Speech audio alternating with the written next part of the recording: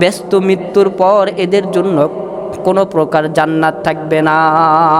কেন থাকবে না এই কথাও আল্লাহ তাআলা উল্লেখ করে দিয়েছেন। পরীক্ষার ভেতরে তিনটি বিষয় থাকে, তিনটি অধ্যায় থাকে। পরীক্ষার ভেতরে হয়তো পাশ করবে, না হয় ফেল করবে। 3 নাম্বারটা হইতেছে হয়তো গোল্ডেন পাবে, A+ পাবে, স্টান করবে। এই তিনটা তার ভেতরে ফলাফল থাকে। হয়তো পাশ করবে, না হয় ফেল করবে।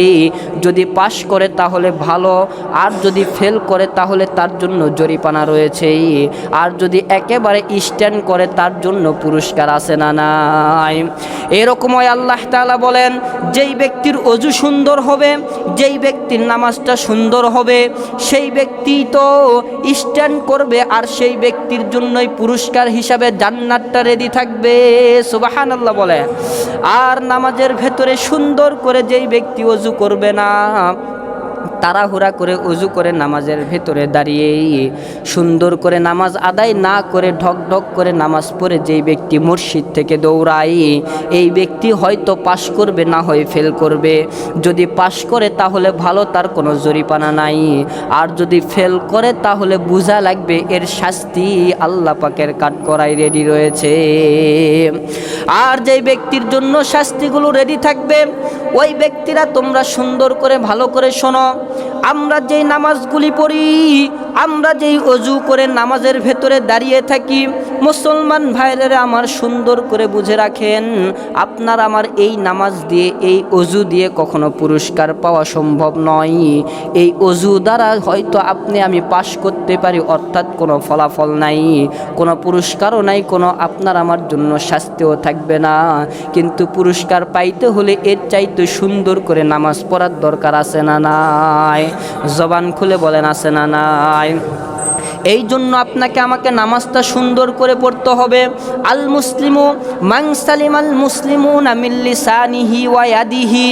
আল্লাহর হাবিব রাসূলুল্লাহ সাল্লাল্লাহু আলাইহি ওয়াসাল্লাম বলেছেন, ওই ব্যক্তি তো খাঁটি মুসলমান যেই ব্যক্তির হাত এবং জবান থেকে অপর মুসলমান নিরাপদ থাকে। আর 2 নাম্বার হচ্ছে ওই ব্যক্তি তো খাঁটি মুসলমান যার নামাজটা সর্বদাই খাঁটিভাবে নামাজ হয়ে থাকে। এই 2 শ্রেণীর ব্যক্তি খাঁটি মুসলমান। আর এই 2 শ্রেণীর ব্যক্তিকে জান্নাতুল ফেরদাউস দেওয়া হবে। জান্নাতুল ফেরদাউসের ভেতরে এই 2 শ্রেণীর ব্যক্তি থাকবে। নামাজের ভেতরে যখন কোনো মানুষ দাঁড়ায় যায়, সুবহানা রাব্বিয়াল আযীম, সুবহানা রাব্বিয়াল আযীম, সুবহানা রাব্বিয়াল আ'লা, সুবহানা রাব্বিয়াল আ'লা।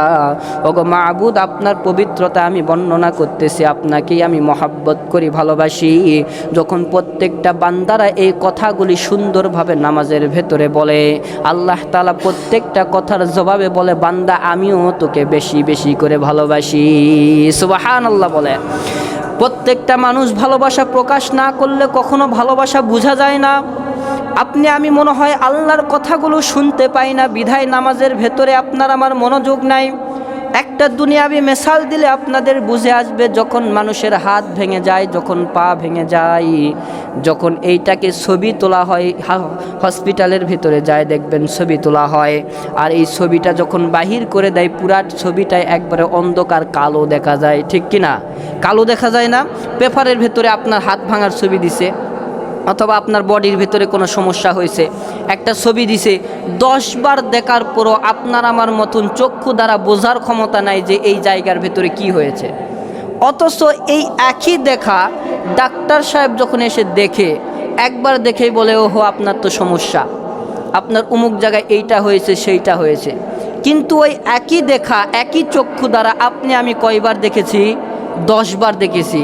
তারপরও আপনি আমি কখনো ওই পেপারটা বুঝতে পারি নাই। কিন্তু একই চক্ষু দ্বারা যখন ডক্টর সাহেব দেখেছেন, তখন বুঝে নিয়েছেন যে আপনার হাড্ডির ভেতরে এই সমস্যা আছে। দুনিয়ার ভেতরে এরকম হাজার হাজার জিনিস আছে, যেই জিনিসগুলো আপনার আমার চক্ষু দ্বারা দেখা যায় না, কিন্তু বাস্তবে সেই জিনিসগুলো হয়ে থাকে। আপনার আমার কান দ্বারা যেগুলো শোনা যায় না, সেগুলো কিন্তু বাস্তবে হয়ে থাকে।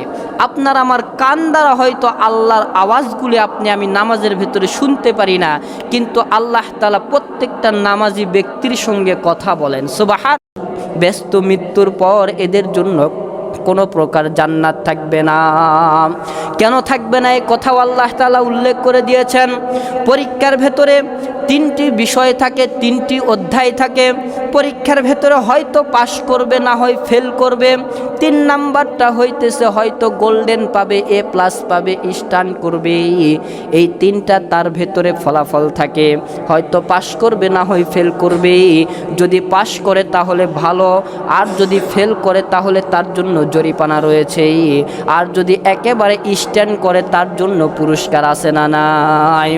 এরকমই আল্লাহ তাআলা বলেন, যেই ব্যক্তির ওযু সুন্দর হবে, যেই ব্যক্তির নামাজটা সুন্দর হবে, সেই ব্যক্তি তো স্ট্যান্ড করবে, আর সেই ব্যক্তির জন্যই পুরস্কার হিসাবে জান্নাতটা রেডি থাকবে।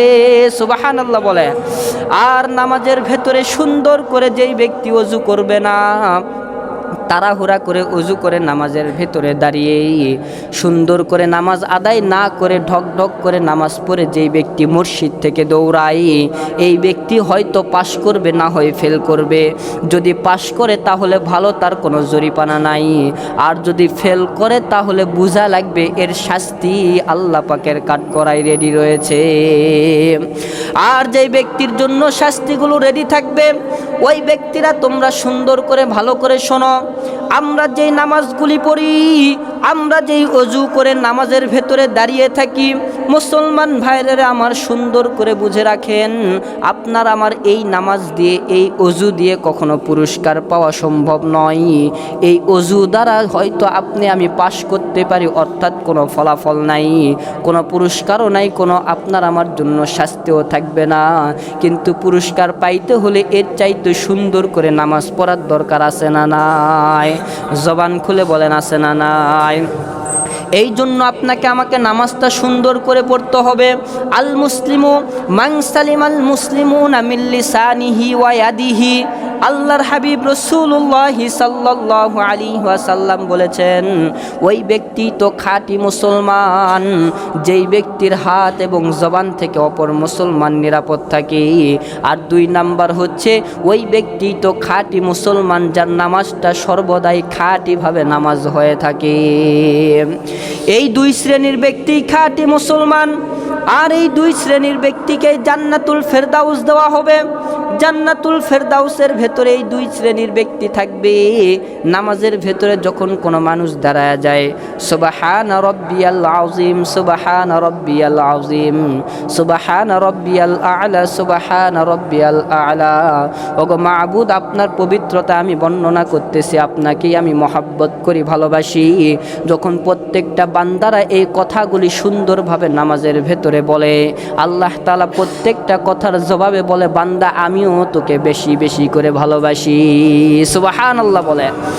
প্রত্যেকটা মানুষ ভালোবাসা প্রকাশ না করলে কখনো ভালোবাসা বোঝা যায় না। আপনি আমি মনে হয় আল্লাহর কথাগুলো শুনতে পাই না, বিধায় নামাজের ভেতরে আপনার আমার মনোযোগ নাই।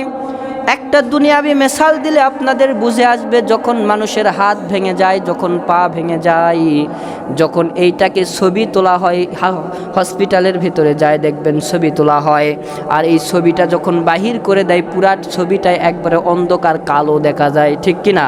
কালো দেখা যায় না?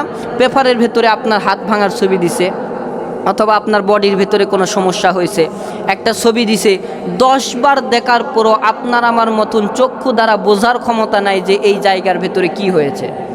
অথচ এই একই দেখা ডাক্তার সাহেব যখন এসে দেখে, একবার দেখেই বলে, ওহো আপনার তো সমস্যা, আপনার অমুক জায়গায় এইটা হয়েছে সেইটা হয়েছে। কিন্তু ওই একই দেখা, একই চক্ষু দ্বারা আপনি আমি কয়বার দেখেছি? 10 বার দেখেছি। তারপরও আপনি আমি কখনো ওই পেপারটা বুঝতে পারি নাই। কিন্তু একই চক্ষু দ্বারা যখন ডক্টর সাহেব দেখেছেন, তখন বুঝে নিয়েছেন যে আপনার হাড্ডির ভেতরে এই সমস্যা আছে। দুনিয়ার ভেতরে এরকম হাজার হাজার জিনিস আছে, যেই জিনিসগুলো আপনার আমার চক্ষু দ্বারা দেখা যায় না, কিন্তু বাস্তবে সেই জিনিসগুলো হয়ে থাকে। আপনার আমার কান দ্বারা যেগুলো শোনা যায় না, সেগুলো কিন্তু বাস্তবে হয়ে থাকে। আপনার আমার কান দ্বারা হয়তো আল্লাহর আওয়াজগুলি আপনি আমি নামাজের ভেতরে শুনতে পারি না, কিন্তু আল্লাহ তাআলা প্রত্যেকটা নামাজি ব্যক্তির সঙ্গে কথা বলেন। সুবহানাল্লাহ বলেন। সুবহান রাব্বিয়াল আ'লা যখন প্রত্যেকটা মুসলমানেরা নামাজের ভেতরে দাঁড়িয়ে সেজদার ভেতরে পড়ে যখন বলে সুবহান রাব্বিয়াল আ'লা, আল্লাহ তাআলা বলে, ও বান্দা, আমি আল্লাহ তাআলা বললাম আমি আল্লাহ তোকে ভালোবাসি, মহব্বত করি। যখন সেজদা থেকে ওঠার পরে আবার সেজদার ভিতরে দ্বিতীয়বার যখন